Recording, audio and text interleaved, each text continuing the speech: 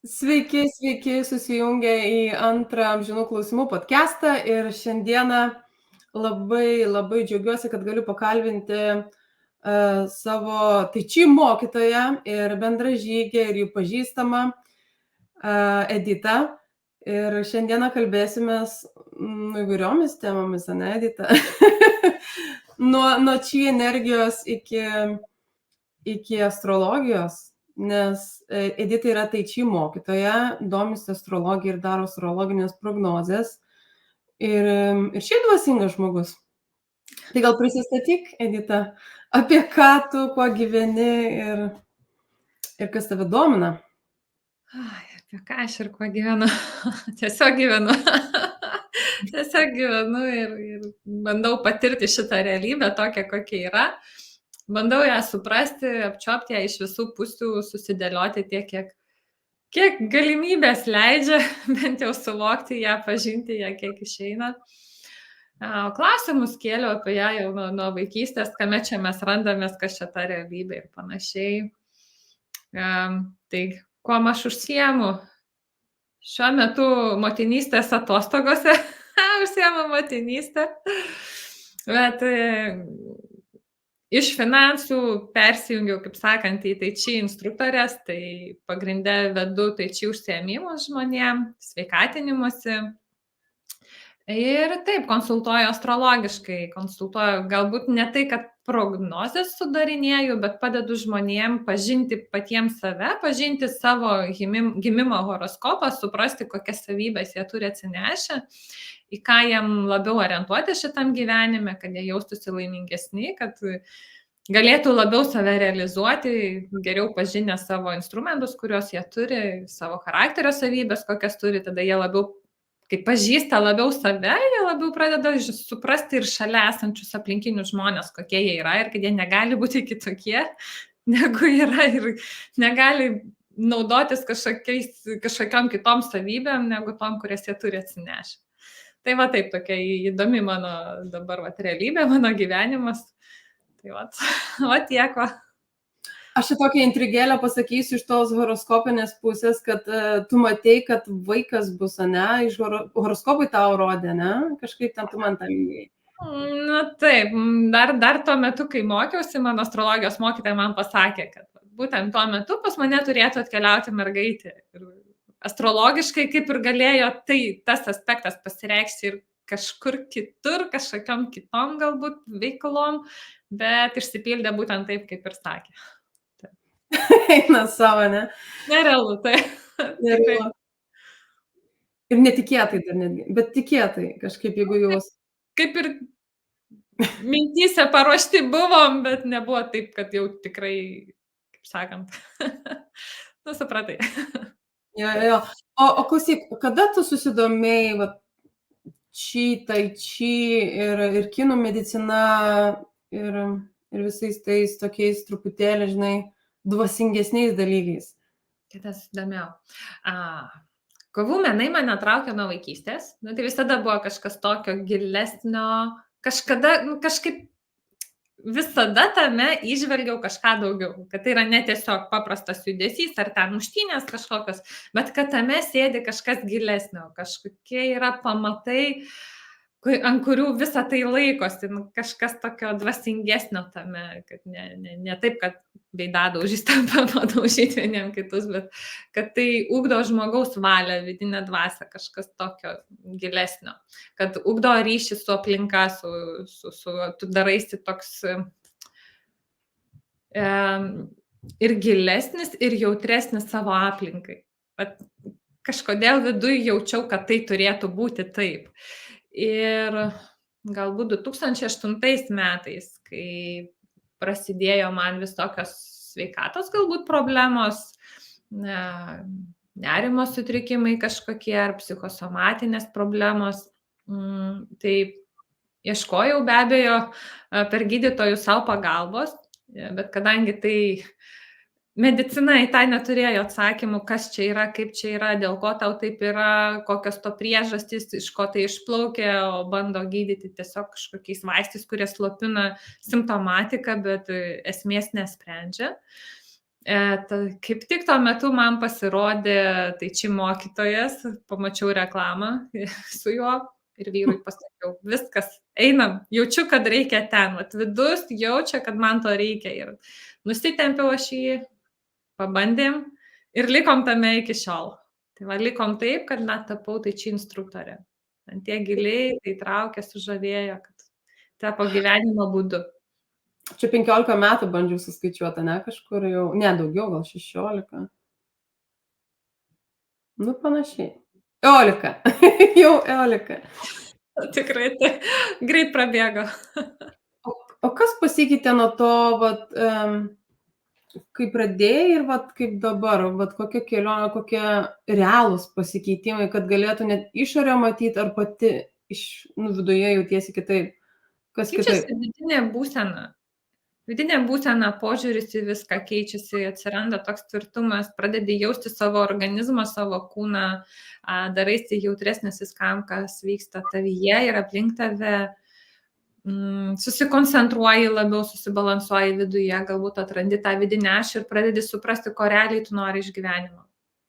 Kas tau tinka, kas netinka, kas yra tavo, kas ne tavo, pradedi atsirinkti. Tai vat, galbūt tai yra pagrindiniai pokyčiai gyvenime. Tiesiog susiharmonizuoji viduje, kažkaip labiau susitelki. Tai či, kas nežino, kas tai yra tokie labai lėti judesiai, ne, atrodo, sakai apie kovos menus, bet iki kovos menų atrodo toli gražu. Ne, toks lėtas, ką tu ten nuveiksi su tais lėtais judesiais kovoje. Ir apie čia energiją kalbama kaip apie kiekvieno žmogaus, tą esminę gyvybinę energiją. Ir mes susirgam, jeigu čia išsibalansavęs anot kinų meistrų, ar ne taip?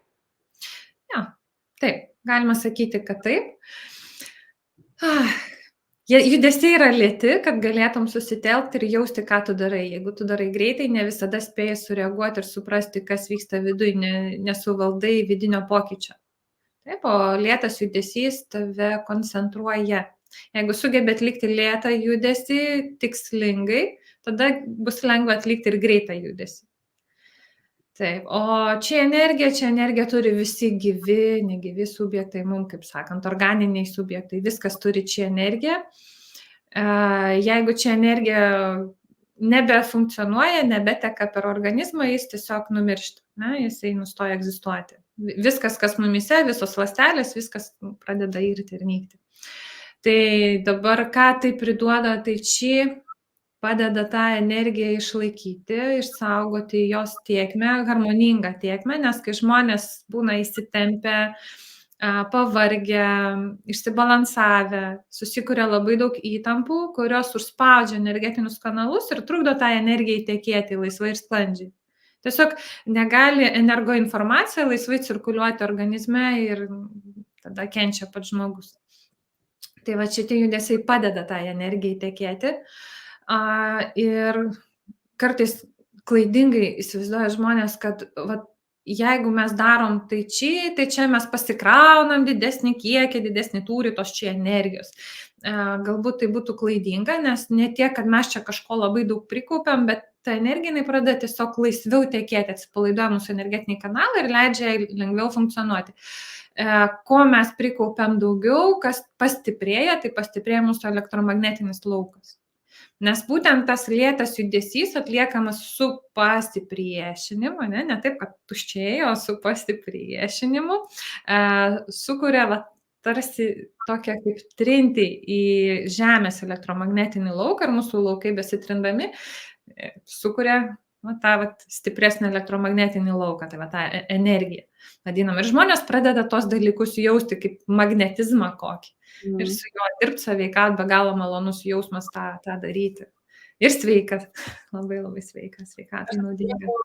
Vieną kinų meistrą, kurį pakvietė į Lietuvą, kartu buvom seminare, tai sakė, tiesiog paimkit į rankas ir jas taip traukit ir jausit tą elektromagnetizmą, kas nori pajausti elementariai čia ir dabar. Jaučias. Taip. Ir pulsuoja, ne? Arba vaikai. Ir spiruoklė, kaip visi sako, spiruoklė. Čia yra meistras Mujučiūnas, taip, čia yra nepaslaptis, labai įdomus žmogus, nuo vaikystės tame gyvenantis su to ir jisai jau tom paslaptim dalinasi su žmonėm, kad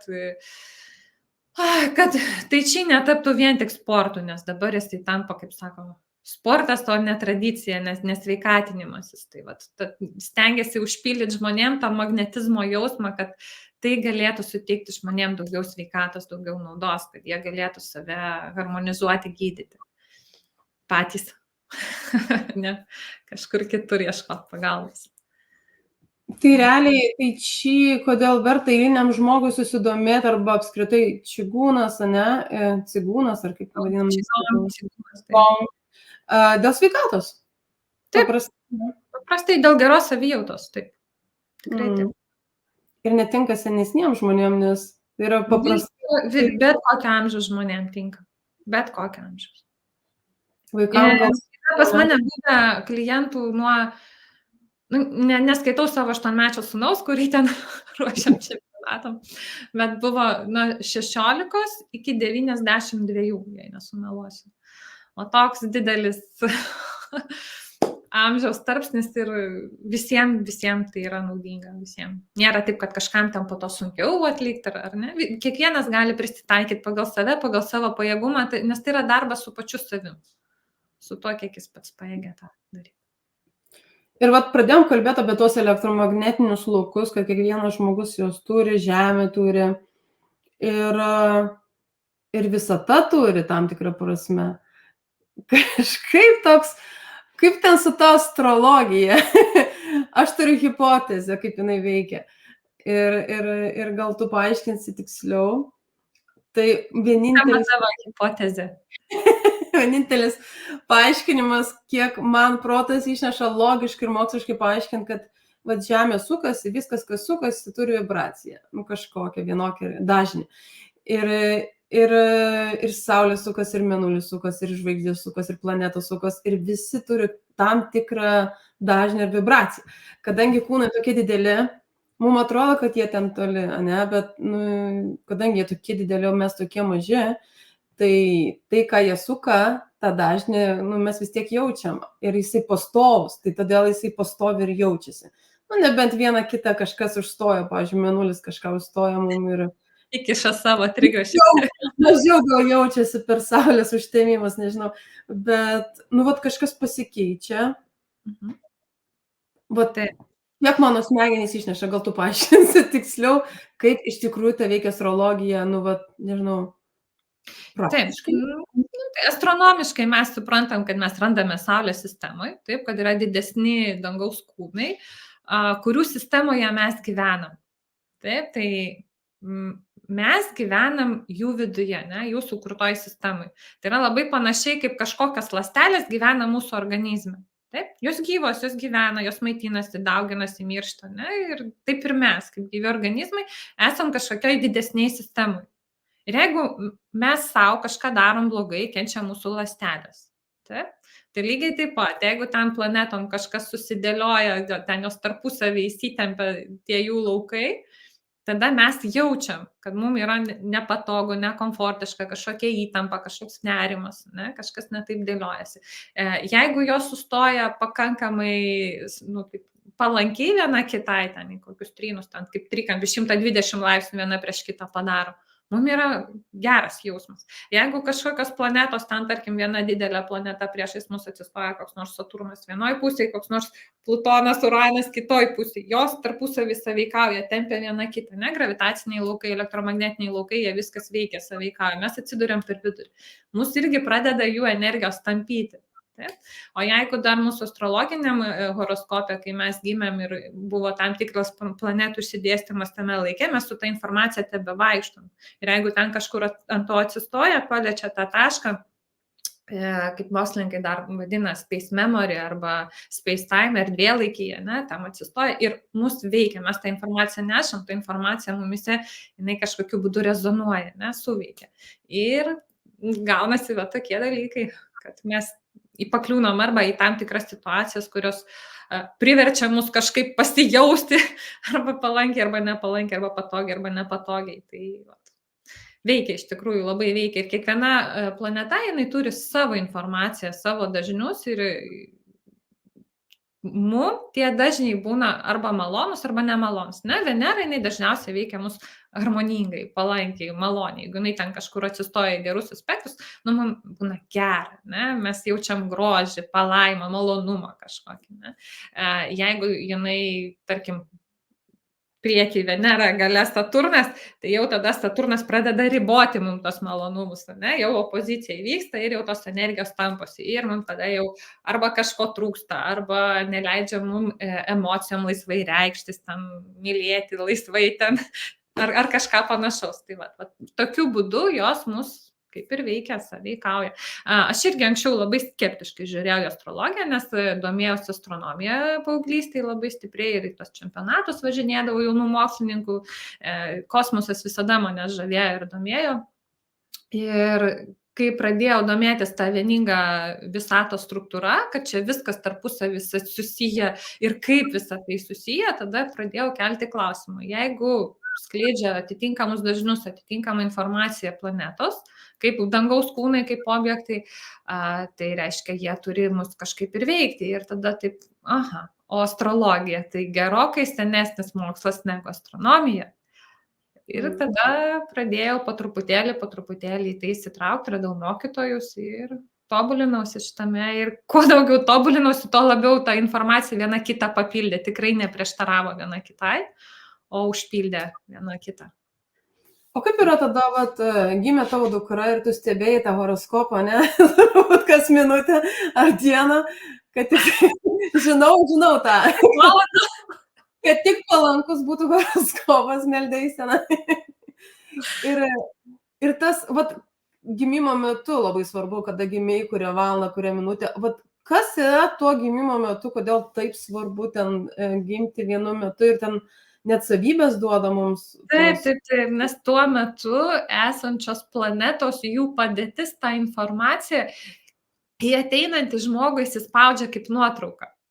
Tiesiog jis vaikšto su to momento danguje buvusią informaciją. Jis tai toks kaip užkoduotas jau tampa pagal tai, kas vyko tuo metu. Ir kuo palankiau užsidėliojo, tuo žmogui lengviau, tuo ten palankesnis charakteris, jo savybės geresnės kažkokios, kažkas palankiau užsidėliojo. Ir žmogui arba lengviau gyventi, arba sudėtingiau su tuo gyventi. Tai jo, buvo labai sunku, kaip sakiau, geriau nežinoti, negu po to išgyventi, kad palankesnė diena, o dabar palanki diena gimta, o dabar nepalanki, po to jau palanki valanda, oi nepalanki valanda. Bet visai ten gerai gavosi, ne, gimti. Aš suprantu, kad turi ateiti žmogus, kaip sakant, savo laiku pagal tai, kas jam reikalinga, kokias pamokas jis pats turi praeiti, bet stebėti tą ir tas protas nori vis tiek sukontroliuoti pagal save viską, kaip jam atrodo. Kaip pagal tave viskas yra susiję? Iš kvantinės perspektyvos ir iš tų dvasingų visokių mokytojų, kad viskas yra viena, yra girdima. Viskas yra viena ir dažniausiai sakoma, kad viskas yra meilė. Unconditional love, kaip ten sako, tokia vibracija. Kaip tavo požiūriu, gal neinant į didelius dvasingumus, bet kaip taip suvokiamai. Tą demistifikuoti visą šitą dalyką. Aš pati dėl savęs pabandžiau irgi, kiek pajėgiau, kiek radau informacijos pagal šiuolaikinius mokslininkus, kad moksliškai kažkiek ar pritempt, ar kaip tik išaiškinti tą dalyką, tai kad mes save matom vientisą. Iš šitos perspektyvos, kurioje mes randamės, iš tokio dydžio, kokio mes esame, mes save matom vientisą. Pažiūrėjus giliau, tarkim, mikroskopų, mes tada pradedam matyti, kad esam sudaryti iš kitų mikroorganizmų, kad, tarkim, arba iš ląstelių, kurios irgi gyvos, arba tie baltieji kraujo kūneliai, kurie ten vaikšto, kovoja, valo, tvarką, kad ten tiek visko mumise yra daug ir yra mažesnės struktūros, kurios sudaro mus didesnius. Jeigu eiti gilyn, tada į dar mažesnius vienetus, pamatai, kad ta ląstelė irgi sudaryta iš dar mažesnių struktūrų, kurios sudaro tą ląstelę, o ta struktūra sudaro dar mažesnės ir mes galim gilintis, eiti, skaldyti vis į mažesnės ir mažesnės daleles. Tenai išeinam į molekulės, iš molekulių išeinam į atomus, vėl galim išeiti iki protonų, ten neutronų, elektronų, tada vėl galima eiti gilin į dar mažesnius vienetus, kol galiausiai mokslininkai buvo paskaičiavę viena mažiausia dalelė, kuri neša energijos kiekį, tai yra Plancko vienetas, ne? Plancko sferinis vienetas. Tai ta mažiausia. Po kiek laiko paaiškėjo, kad tai ne tik Planckas, bet yra ir suplankas. Tai vienu žodžiu, galima skaldyti vis mažesnius ir mažesnius vienetus. Tai mes galvojam, kad aplink mus būna chaosas. Taip, ko nežinom, ko nesuprantam, matom kaip chaosą. Pavyzdžiui, jeigu eiti kosminį lygmenį, irgi mes matom tarsi padrikai išsidėščiusias galaktikas ar ten padrikai išsisklaidžiusias žvaigždės, bet mes esam ne tam struktūriniam lygmenį, ne toj skaliai, kad pamatytume darną ir tvarką. Tai ką aš noriu pasakyti, kad visur yra tam tikra struktūra. Net ir žvaigždės nėra padrikai išsilaksčiusios, jos yra dalis galaktikų, taip, jos sudaro galaktikas. Galaktikos irgi nėra padrikai kažkur išsimėčiusios. Galaktikos irgi sudaro didesnius klasterius, ten tos spiečius, jie susideda į tam tikrus spiečius. Jie irgi išsidėstę nebile kaip, jie kažkur susitelkia, per kažkokią atstumą vėl kažkur kažkas susitelkia. Jeigu tolinti, eiti tą kitą aukštesnę perspektyvą, mes pradam matyti, kad tie spiečiai susidėlioja irgi kaip į kokį neuroninį tinklą panašiai, taip susidėlioja, nebile kaip išsimėtė. Ne? Ir tas suvokimas, tiesiog loginis pritempimas prie to, kad viskas turi struktūrą. Niekas nėra padrika. Visata, jinai pati save struktūrizuoja, pati save harmonizuoja, kad nebūtų to chaoso, kad atsirastų kažkokia struktūra, kuri gyvybinga, kuri funkcionuoja, kuri pati save išlaiko, kuri pati save struktūrizuoja. Tarkim, pavyzdžiui, mūsų organizmas, ar mes kažką darom, kad mes funkcionuotume. Viskas vyksta autonomiškai. Pavalgom, pageriam vandens, kažką turim daryti. Informaciją užpildom ir informaciją išsiimam. Viskas, ką mes galim padaryti, duot kūnui dar tą papildomą informaciją. O iš tikrųjų mes nedarom, kad ta ląstelė ten kažką, mes specialiai, tai viskas jau yra užkoduota mumise. Ir taip išeina, kad ta visata, jinai tiesiog fraktališkai, tokia, fragmentais iš fraktalų susideda, iš mažesnių struktūrų padaro didesnės, iš tų didesnių dar didesnės ir atsikartojimai, kai vyksta tie. Tikrai žmonės gali pastebėti tas fraktalinės struktūras labai daug kur atsikartojančias. Ir visata, jinai pati save koduoja, pati save struktūrizuoja, pati išlaiko harmoniją, pati išlaiko tvarką. Tai kaip tai gali būti, iš kur jinai gauna tą informaciją. Ir mokslininkai bandė daryti netgi eksperimentus ar bandyti apskaičiuoti, ar galėjo tos kvantinės dalelės tiesiog atsitiktinai atsirandančios erdvėlaikyje ar ten kosmose, pavadinkim, toj tamsioje energijoje, tamsi energija, tamsi ta materija, kas nepaaiškinta 95%, kad iš ten atsiranda ir vėl atgal į ten sugrįžta. Ir tos atsirandančios dalelės, ar jos galėtų sukurti kažkokį labai paprastą, labai banalų gyvybinį struktūrinį vienetą. Ar galėtų kažką tokio sukurti? Nes ląstelė tai jau iš vis labai sudėtinga yra, bet kažką tokio, kas bent kažkiek pritemptų prie to gyvybiškai funkcionuojančio organizmo, tai rezultatai buvo tokie, kad ten tikimybė po kablelio vos ne 9000 skaitmenų po kablelio 0, tai tiesiog neįmanoma, realiai neįmanoma, kad tiesiog atsitiktinai pati save sukurtų ir būtų gyvybinga. Taip, tai kas tą struktūrą kuria, kas jai pasako, kaip yra teisingai ją išlaikyti, kaip neteisingai, iš kur ta informacija ateina. Tai ir kyla klausimas, tai apie sąmonę, tada žmonės pradeda koreliuoti, tai kas tada ta sąmonė, iš kur jinai ateina, tai kodėl visą tą žino, reiškia visą tą turi kažkokį grįžtamąjį ryšį, kurį jinai gauna ir tada supranta, taip tinka, taip netinka, taip gerai, taip funkcionuoja gerai, taip netinka, taip nefunkcionuoja, taip sunyksta. Ir kažkas tame yra. Yra Tai ta informacija. visi išminčiai ir visa rytų išmintis yra apie sąmonę, kad viskas yra sąmonė. Nėra tokio dalyko, kas nebūtų sąmonė. Ir ta sąmonė yra, kad tai, kas yra tuščia mum, kaip tuščia erdvė, jinai pilna užpildyta atomų ir tų kvantinių dalelių, ko ten tik tai nebūtų. Ir vibruoja tam tikrais dažniais, nes anot Teslos irgi viskas yra dažnis, vibracija. Ir nėra tokio dalyko, kur nebūtų energijos apskritai visatoje. Tai realiai viskas yra energetinė sriuba. Taip, energetiniai svyravimai, kurie atsiranda iš tos erdvės. Vat kaip sako, kosmose yra vakuumas, o čia mumise jau nemato to vakuumo. Ne? Tai yra erdvė. Erdvė yra visur viena ir ta pati. Ar mūsų viduje, ar kosmose. Viskas yra, visos dalelės, kurios formuoja didesnės struktūras, jos visos randasi vienoje ir toje pačioje erdvėje. Taip, ir mokslas jisai tyria, ką jis tyria? 5% to, ką gali pamatyti. O 95% nematoma. Tai vat būtent tie 95% ir yra ta esmė, kurioje viskas randasi. Jo, šiaip yra astronomai sakė, kad, nežinau, dar proporcijų neatsimenu, bet kad nematomos visatos yra žymiai daugiau. Gal žinok, man atrodo, 70% ar 80% buvo minėta, ko mes net nesuvokiam. Materijos gal 10 ar 5% yra. Tik tai visatoje. Ir mes tyrinėjom viską tikrai, kas matoma. Ir tai iš tai, kiek mes matome, jeigu paimtum kiek matomumo spektrą, tai mes dar matom dar va tiek va iš to, nes gyvūnai mato dar daugiau. Prietaisai pamatuoja dabar daug daugiau, taip, tai ko mes nejaučiam ir nematom. Taip.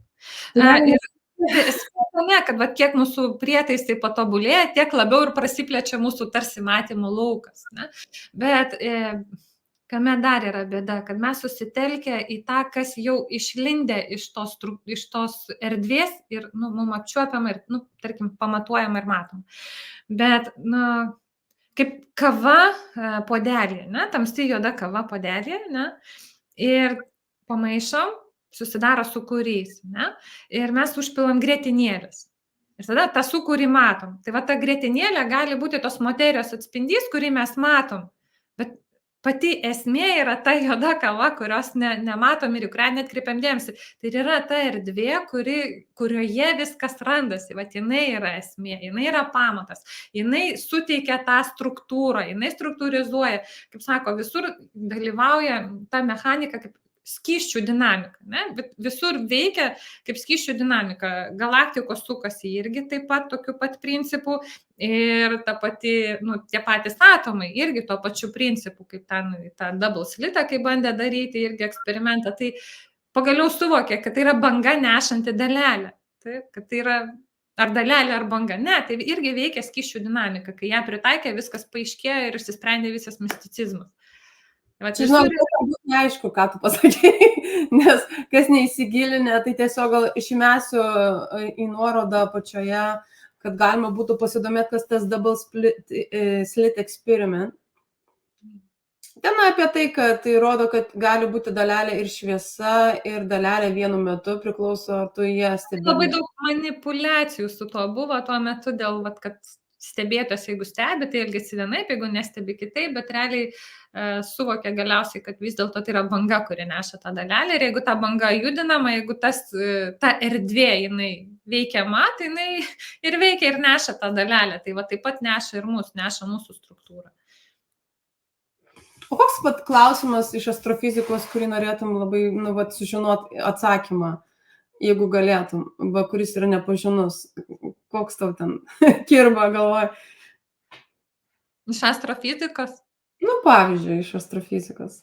Gali ir iš neastrofizikos, šiaip, kokie nepažinus klausimai. Šiaip iš vis įdomu, pati ta realybė, kaip jinai, kam ir dėl ko, ne? Dėl ko visa ta egzistencija, dėl ko kam viso to reikia, ne? Kam? Dėl ko? Kodėl turim visą tai gyventi, patirti per kažkokį atskirą vienetą, ne, per save, gimti kažkokią eit ir stebėt viską, ne? Kodėl mes turim tapti stebėtojais ir dėl ko ta egzistencija iš vis egzistuoja, kam jinai reikalinga. Tai va šitas būtų esminis mano klausimas. Kaip čia ta visata bando pati save pažinti, ar kaip čia susiskaldžiusi tam tikrus dalykus. Ir iš vis, ar mes gyvenam galbūt kokioj hologramai, ne? Ar kame, kadangi čia viskas yra vibracija ir galiausiai paaiškėja, kad kiti kūnai neegzistuoja, kad viskas tai yra tik energija ir energija tai kas, tai yra elektromagnetinių krūvių vibracija, viskas, polariškumas, susiskaldimas į pliusą ir minusą ir tiek. Ne, tai va, kiek ta realybė reali, tai va čia va, galbūt būtų įdomiausia. Teko neseniai girdėti tokį podcastą iš, kas kūrė video žaidimus, žodžiu. Ir yra tokia teorija, kad gyvename simuliacijoje. Tai tas pats ir Matricos filmas tą temą bando kalbėti, tiksliau tą temą.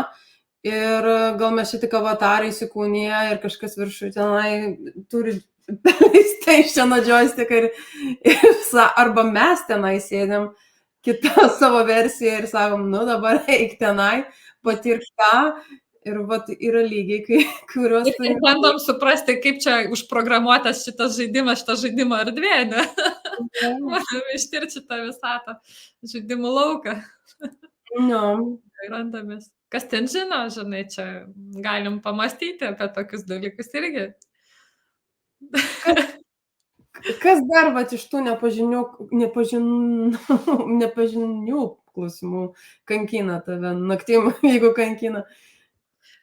Žinok, jau nebekankina.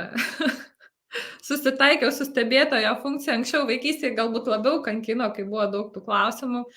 Dabar tiesiog susitaikiau su stebėtojo funkcija ir stebiu visą tai, kas vyksta, stebiu, kur link ta realybė krypsta, kur ir kaip viskas dėliojasi. Ir įdomiais laikais gyvenam, iš tikrųjų, labai įdomiais laikais.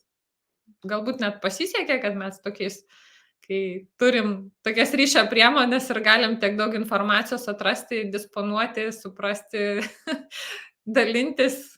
Tai iš tiesų intriguojantis laikai.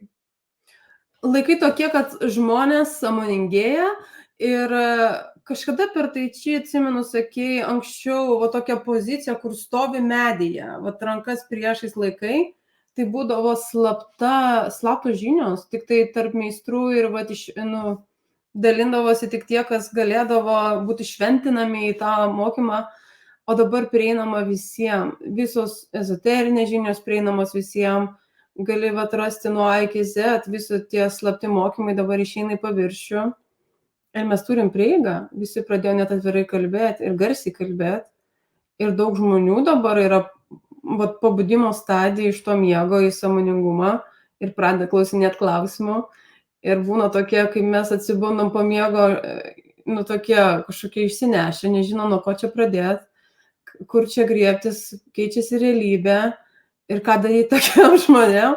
Gal turi patarimų ir ką manai apie tą sąmonės pabudimo laiką, ar kitaip įsivaizduoji šitą laiką dar? Žinai, aš tikėjausi, kad žmonės labiau pabudę. Realybė rodo visai ką kitą. Realiai nusivyliau iš tikrųjų žmonėje, nes aš apie ją buvau geresnės nuomonės, o dabartiniai įvykiai rodo, kad dar iki to pabudimo dar truputį toli, bet tai jau vyksta ir yra priemonės ir instrumentai tam, tai tas kažkiek džiugina. Taip. Tai norėtųsi sakyti, kad nepaklystų žmonės, nes dabar labai daug visko ir feiko labai daug ir visokių mokymų, kurie kažko pasibandė ir veda, traukia į save, bandykit pas mane, aš čia jums parodysiu, kaip laimingai gyventi, kaip čia nušvisti ir nebesikankinti, nebekentėti, bet realiai kiekvienas vis tiek turės praeiti per savo kančios kelią, aš taip manau. Ta, kurią jis pats savo nusimatęs, kad kažką suprastų, suvoktų ir pats savyje patobulėtų, nes mes kitaip nemokam, nes tik kažkokie trigeriai, kažkokios problemos mus augina realiai. Nes jeigu gyvenam komfortiškai, tai taip žmogus ir gyvena savo patenkintas, nenorėdamas nieko daugiau plėstis, keisti, ieškoti, valytis, harmonizuotis. Vienas iš mano meistrų irgi yra pasakęs labai taip taikliai, kad žmogus gimsta su tam tikru charakteriu ir per gyvenimą jį turi šlifuoti. Ne, tapti geras, malonus pats savo ir aplinkai.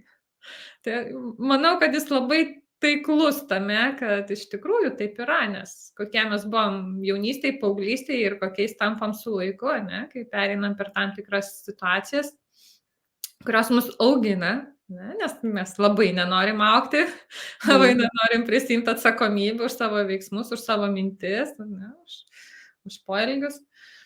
Tai va, tai ką žmonėm, nu va, ieškoti vis tiek reikia, ieškoti, daryti, kažko siekti, ne, vis tiek reikia, neužsisėdėti, tai. O gal ir reikia žmonėm, kaip sakant, eit paklyst, pamatyti, kad paklydo, patirti vienokią patirtį kitokią, o kaip kitaip žmogus atsirinks, kas jam yra teisinga, ne? Kur ta tiesa, kur ta pusiausvyra, tai yra eini į kairę, į dešinę, bandydamas susibalansuoti. Tai va. Ieškoti reikia, galbūt ieškoti savęs ir kas padeda save auginti ir tapti tyresniais viduje. Ne? Kuo mes patys tyresniai, tuo labiau matom, kiek aplink visko yra. Bet ta vidinė kelionė gali ir pasimesti, jeigu eini vienas. Tai tokio kaip ir reikia vedlio daugiau mažiau.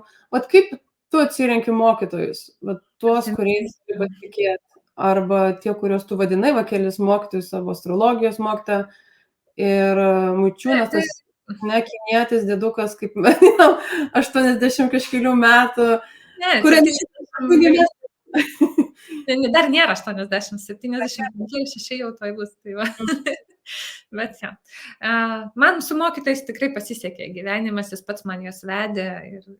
Bet kaip aš juos pritraukiau, tiesiog vidinių, va, tas yra vidinis jausmas, va, tu jauti, tau tinka ar netinka. Va, vis tiek ne kažkas iš šono pasako, va, žiūrėk, šitas tau labai geras, tau šitas labai tiks, tu per save prajauti. Tai va, reikia klausyti to vidinio balso, ar tau rezonuoja ar ne, ar tau, jeigu tave traukia tenai, tu jauti, kad ten vat, visa širdim tave į tai traukia, kad ten vidus visas veriasi ir nori tos informacijos, tų žinių, kuris tas žmogus duoda, nu ir pirmin, reiškia, tau reikia ten tos patirties pas tą. Jeigu jauti, kad kažkas, reiškia ne tavo. Nebūtinai, kad tai yra blogai, bet galbūt tai yra ne tavo. Ne? Gal ne ta patirtis, kurios tau reikia. Tai sakyčiau, galbūt reikia įsiklausyti tą vidinį vedimą, ne? Ir vertinti tas žinias, kurias mums perduoda mokytojai. Iš tikrųjų, nes jeigu jie jų neperduotų, jos išnyktų. Labai daug meistrų išsinešė paslaptis tam tikras žinias, jų taip ir neperdavė. Tai ką mes gaunam, reikia labai labai vertinti iš tiesų. Vertinti, branginti ir dalintis su kitais, nelaikyti savo, kad su savimi išsineštų, o dalintis, kad kiti ir toliau galėtų perteikti ateities kartom tas žinias. O turi kokių perliukų, kuriuos, žinai, vat, ir gali perduoti iš mokytojų, kur tikrai supurtė tave ir sako, o, geras, to dar tikrai nebūčiau pamačius į nemokytas.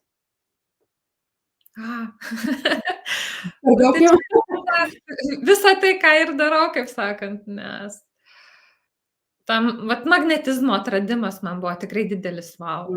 Tikrai didelis wow. Anksčiau irgi atrodė, kad aš čia labai jau su energija viską darau, bet kol nepažadino viduje to pojūčio tikro ir be kurio jau tu negali, tu jau matai, kas tai yra ir jau kaip dviračių važiuoti išmokai ir visam gyvenimui tą turi. Ne? Tai va šitas buvo tikrai wow. Kitas wow buvo vienas vienuolis, japonas, su kuriuo tikrai teko patirti wow atsiskyrimą, dzen meistras, labai stiprus rošis toks ir po jo tikrai buvo irgi wow, kai vėrėsi įvairios patirtis, prisiminimai, suvokimai apie save. Tai tada dingo ir tos visos baimės, kurios būdavo, ką patiria jaunimas dažnai. Pagrindinė žmonijos baimė tai yra mirties baimė, per kurią daug kas juos valdo.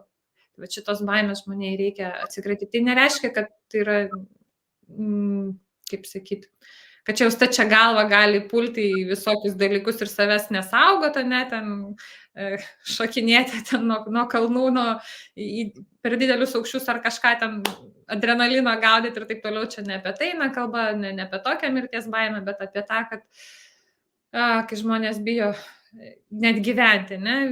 Bijo tiek mirti, kad nebegali sau leisti gyventi, ne? Praranda tą gyvenimišką džiaugsmą. Tai va, tai kai pradedi prisiminti save, kas tu, apie ką tu, tai dingsta ir ta mirties baimė. Tai čia šitas irgi buvo labai didelis wow. Tai va, išsivaduoji nuo tos kančios, kaip sakant, kuri tave slegia. O kas tai per įžvalga, kuri padėjo tau, kaip jinai skamba, ką tu ten supratai, kad galėjai įsivaduoti iš mirties baimės? Kas ten tokio suvokti, jeigu nori ir gali pasidalinti? Tiesiog sukyla prisiminimai apie tavo ilgamžiškumą, ar kaip pasakyti, nes žmonės bijo išnykti, ne? Jie bijo tos nežinomybės. Kas po to, aš numirsiu ir viskas. Ir aš jau nieko nežinau ir mane tai gąsdina. Nu, taip žmonėm atrodo. O iš tiesų tai po to tik nauja pradžia. Tęstinumas, ne? Po to eini vėl gauni naują avatarą ir eini vėl toliau į naujas aplinkybės pakliūni, naujas savybės gauni ir toliau eini to gyvenimo patirti. Ne? Kitas Mario lygis, ne? Kitą lygį. Tai tada suvoki, kad tu nesi kūnas, ne? Nepradedi savęs tapatinti su savo kūnu, nepradedi savęs tapatinti su savo statusu, su to, ką tu pasiekiai, nebesitapatini, nebesikabini į tos dalykus, kurie yra laikini, kuriuos žmonės galbūt sureikšmina, kas yra iš tiesų nereikšminga. Tas labai, labai išvaduoja. Iš tiesų. O kas yra reikšminga tada? Dar atėjo tau atsakymas, kas čia tokio, šitame žaidime ir simuliacijoje bebūnant yra tikrai reikšminga? Man atrodo santykis. Santykis su pačiu savim, santykis su aplinka. Šitas yra reikšminga. Kiek tu susitvarkai su savim, tiek tu aplinka tą parodo, tiek tu susitvarkai su aplinka. Ir kai dažnai žmonės ateina klientai astrologijoje, tai pas juos problema būna su aplinka ir jie bando tą aplinką sukontroliuoti. Nesuprasdami, kad pirmą susikontroliuok save ir aplinka tau tą atspindės. Arba jį tavęs nebekabins. Ir tau tai bus lengva. Tau bus lengva, kad kažkas kažką daro ir tau nebeerzins ir nebekankins tavęs. Ne? Tiesiog arba tu nebepakliūsi į tokias situacijas, kuriuose dabar būna galbūt. Ne? Tai šitas labai stipru iš tikrųjų, tą suprasti. Žinai, man teko dirbti kažkada mokykloje ir būdavo tų probleminių vaikų. Tai tėvai visada sakydavo, ką čia daryti, kaip tvarkyti, kur pas psichologus vesti juos, bet iš tikrųjų, tėvai turi pradėti nuo savęs ir tai jų veidrodis, kad kažkas ne taip su jais. Ir vis daugiau pamatau, kad aplinka vis dažniau ir dažniau parodo, yra veidrodis man pačiai, ką aš dar turiu pasimokyti. Jeigu kažkas erzina, kažkas apie mane, ir eini, sėdi ir dirbi, ir knibinėjai, kas čia yra, apie ką čia dar reikia paleisti, ką čia dar reikia suvokti. Taip ir never ending story, taip sakant. Ja, arba stebėti savo reakcijas, kaip į tai reaguoja, ar tu įsitrauki tai, ar neįsitrauki, ar nutekini ten savo energiją, savo dėmesio, ar nenutekini. Ne? Tiesiog tapti kūrėjais, ne? Labai daug žmonių yra vartotojai. Mėgsta viską gauti, o laimingesnis žmogus yra tas, kuris kuria, kuris duoda. Tai tapti kūrėjais. Kalbant apie kūrybą, tai čia tavo piešiniai už tavęs, ne? Edita ir laisvų laikų tapytoja. Mėgstu kartais. Šitą paveikslą tapiau gal kokius 4 mėnesius. Tai čia buvo mano pirmas akrilinis darbas. Įtraukia. Tu kalbė apie kūrybą, ne tiesiogiai, eik ir sukur paveikslą, bet apie kūrybą gyvenimą turbūt labiau čia, ne?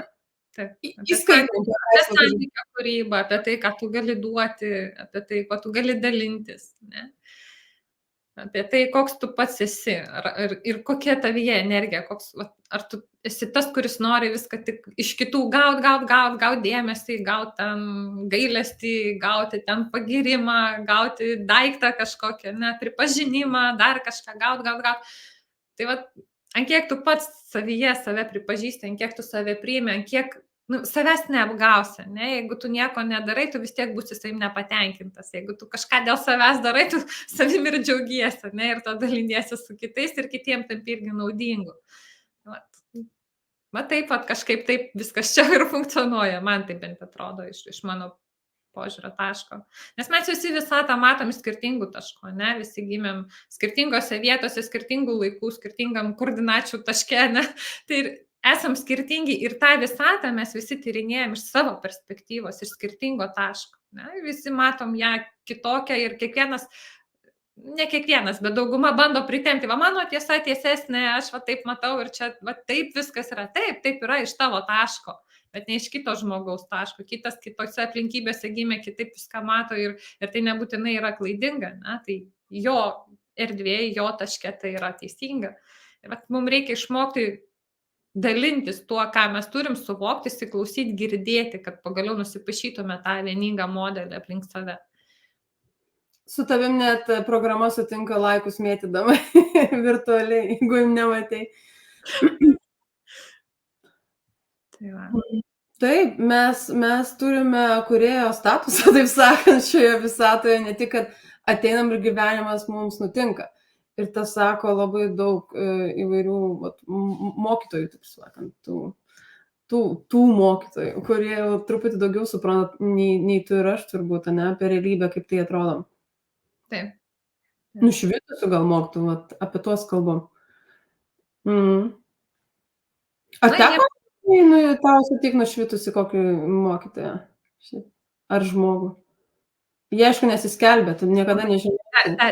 Teko matyti, jis ir pripažintas yra nušvitusių Šoda Harada Rošis toks ir jis nekelia klausimų, jisai tiesiog yra. Jis savo buvimu padeda kitiems susitvarkyti savyje. Ne? Jie ne tie žmonės, kurie sako, tai, aš tau padarysiu viską, kad tau būtų gerai. Ne? Jisai tiesiog suteikia sąlygas ir erdvę pačiam dirbti su savim.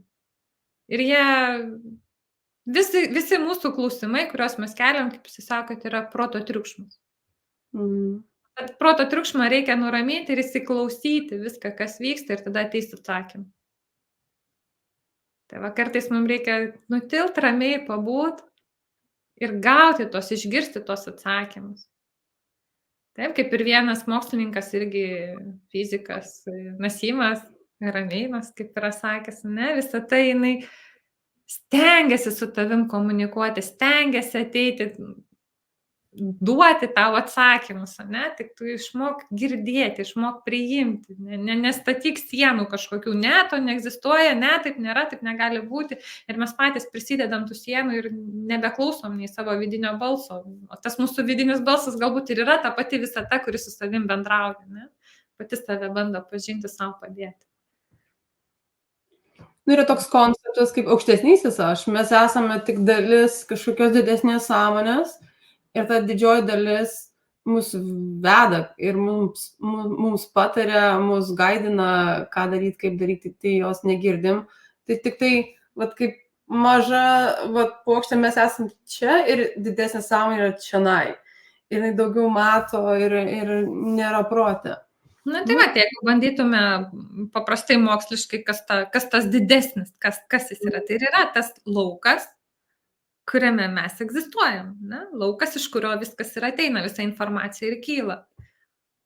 Visos tos energetinės dalelės, iš kurio ir ateina. Tai jis turi informaciją pats apie save, apie visą save, koks jis yra, ne? Kaip ir ląstelė turi informaciją apie visą mūsų organizmą, ne? Tai viskas yra holografiškai atspindėta. Tai va, Paaiškink, kas nežino, kas yra holografija, nes šitoks ne visiems žinomas Jeigu konceptas. turim tokį paveikslėlį, ne, ir mes jį perkerpam per pusę, tada turėsim 2 paveikslėlius, bet nepraradusius savo atvaizdo. Reiškia, jeigu koks vaizdas buvo viename, pasidaro 2 tokie patys vaizdai dviejose. Ne, ir kiek dalių bekarpytume, visada išliks vaizdinys apie vieną ir tą patį paveikslėlį. Tai lygiai taip pat ir mumyse. Taip veikia ir iki kvantinio lygmens, ne? Ta informacija, net protonas neša informaciją apie visą mūsų visatą, ne? Tai va, ant tiek viskas susiję tarpusavį. Čia kaip DNR, daugiau mažiau, kiek mūsų DNR užkoduota viskas, apie ką mes, kaip mes ir kas. O klausyk, dabar vis noriu grįžti į astrologiją. Gal žiūrėjai, kas čia laukia mūsų 24 metais, kaip visos žmonijos, ar tą rodo horoskopai ir ar įmanoma kažką pamatyti ir ar žiūrėjai? Gal vieną iš tokių įdomesnių dalykų turėsim tai, kad Plutonas įsitvirtins Vandenio ženkle. Taip, tai...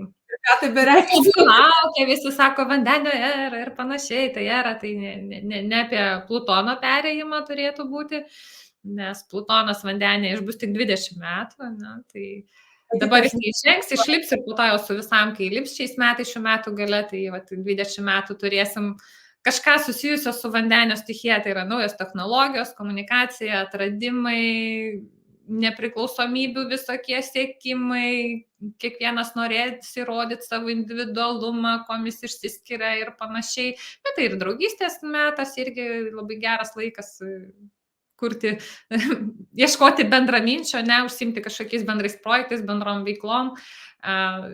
Dar smagu bent tai, kad daro gerą aspektą į Neptūną, tai ir dvasingumui turėtų pakankamai gerai atsiliepti ir tai tas mūsų paieškas ir į mūsų klausimus atsakyti, galbūt galės daugiau mums visko atrasti per tą laikotarpį, per tą periodą. Tai va, tai šitas yra labai stipru, kas tikrai reikšis, tikrai pamatysim informacijos suaktyvėjimą ir tą norą bendrauti, atrasti kažką naujo. Kas čia dar, vat, man labiau stringa galbūt ne tiek 4 metai, kiek 26-27, nes per klientų sudaromus horoskopus pastebiu, kad daugeliui šitie metai bus labai stiprus. Bus labai stiprus pokyčiai 26 metų gale, 7 pradžioj. Ne visiems, negaliu sakyti, kad čia jau tikrai masiškai visus palies, ne, bet virš 80% tai tikrai. Kažkas tokio įdomaus turėtų gyvenimo sferose keistis. Bent jau lietuvių, dideliai daliai lietuvių. Na, pagyvensim, pažiūrėsim, kas čia bus. Įdomu sužinot, kas ten bus. Mes su Edita turim įtarimą, vieną spėjimą, bet nesakysim, gal čia.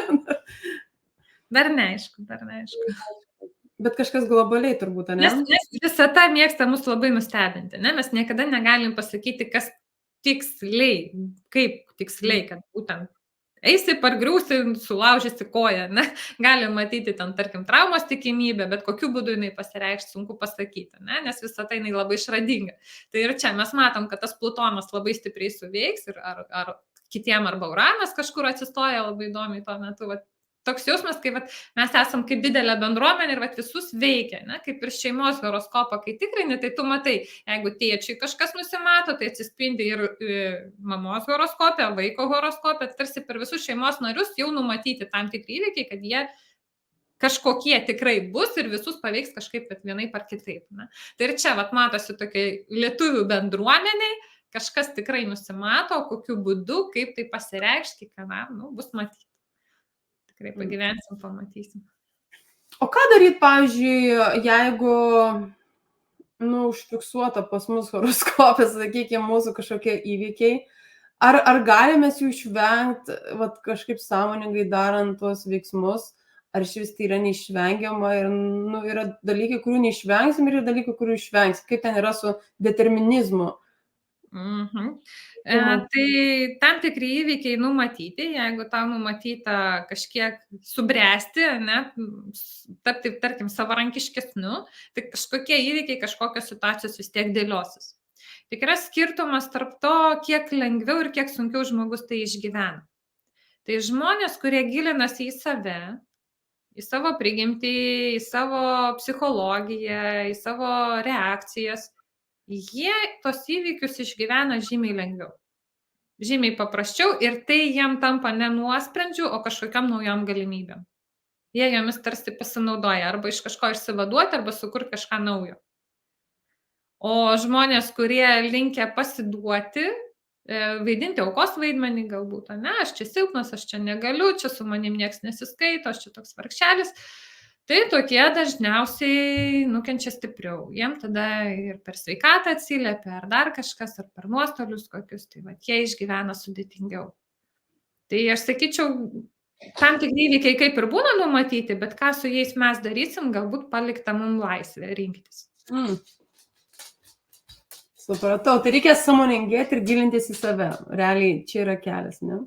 Stebėti savo reakcijas, stebėti, kaip mes viską priimam, ant kiek mes ar prisirišę, ar neprisirišę, ant kiek mes laisvi esam, tokius dalykus stebėti. Nu, fainas, tam čia kalbėtis. Nežinau, kiek faina mūsų klausytis, bet nu, ne viskas mokslų pagrįsta. Kiek domiesi jau šitomis temomis, apie kurias kalbėjom, tiek praktiškai, tiek su mokytojais, tiek, nežinau, savarankiškai? Sunku pasakyti, nes klausimus kėliau nuo vaikystės, irgi visokių patirčių esu turėjus, tai visą laiką kėlė tie klausimai, kai tik atsirado galimybės, taip visada ir vis lyzdavau, kaip tik atsirado kompiuteriai, kai tik atsirado Google'as, kaip tik atsirado YouTube'as, taip ir visur kažko ieškodavau ir gilindavausi, kaip čia kas čia prie ko ir su kuo tai valgoma, kaip sakant. Matai, prie ko linkstu, kad čia neatsibūdom vakar ir nenusprendėm, kad čia taip ir taip gali būti. Čia yra turbūt 20 metų tyrinėjimo dalykas ir dar ten neaišku, kiek metų tyrinėsim šitus klausimus ir rasim atsakymą, bet ta nežinomybė gal ir įdomu, kad dar kažko nežinai, dar gal kažką galima suprasti, dar kažką galima atrasti. Tai gal gerai, kad visko nežinom, ne?